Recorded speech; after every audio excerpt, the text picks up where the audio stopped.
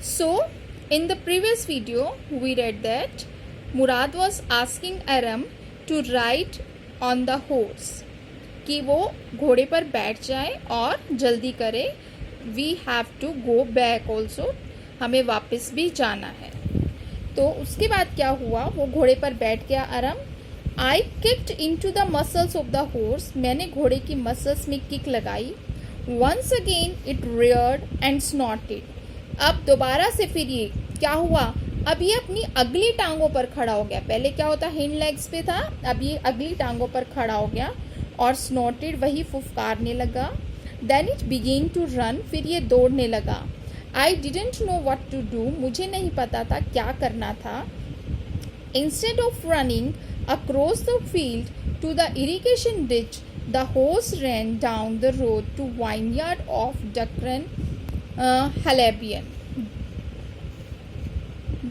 उसके बाद then it began to run, ये दौड़ना शुरू हो गया और मुझे नहीं पता था क्या करना है.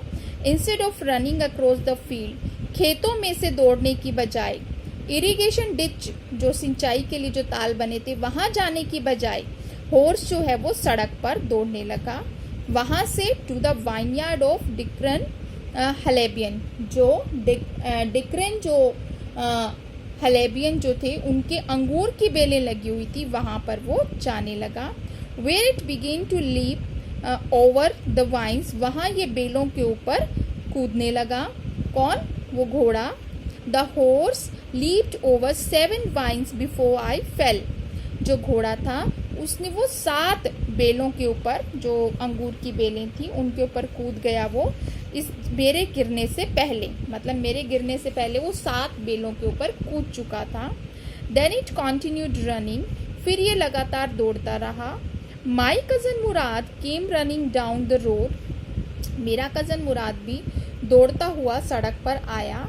I am not worried about you, he shouted, वो चिल्लाया, मैं तुम्हारे लिए वरीड मतलब चिंतित नहीं हूँ. We have got to get that horse, हमें वो घोड़ा चाहिए. You go this way and I go this way, तुम इस रास्ते जाओ और मैं इस रास्ते जाऊंगा. If you come upon him be kindly I be near, अगर तुम्हें वो मिले तो उसके साथ दयापूर्ण रहना, मतलब कि बहुत प्यार से पेश आना. आई बी नियर, मैं भी पास में ही होऊंगा. I continued down the road and my cousin Murad went across the field toward the irrigation ditch. मैं सड़क पर ही आगे चलता गया और मेरे कज़न मुराद जो है वो खेतों की तरफ और वो सिंचाई वाले ताल की तरफ गया. It took him half an hour to find the horse and bring him back. उसे लगभग half an hour मतलब आधा घंटा लग गया घोड़े को लाने में और घोड़े को ढूंढने में और उसे वापस लाने में. फाइंड द हॉर्स मतलब घोड़े को ढूंढने में और ब्रिंग हिम बैक यानी उसे वापस लाने में. All right he said jump on, उसने कहा ठीक है इसके ऊपर कूदो. The whole world is awake now, पूरा संसार अब जाग चुका है यानी सब लोग उठ चुके हैं. What will we do, I said, मैंने उससे कहा अब हम क्या करेंगे. वेल ही सेड, उसने कहा we will either take him or hide him until tomorrow morning. We'll either take him back, या तो हम उसे वापस ले जाएंगे या फिर हम उसे छिपा देंगे. Until tomorrow morning, कल सुबह तक.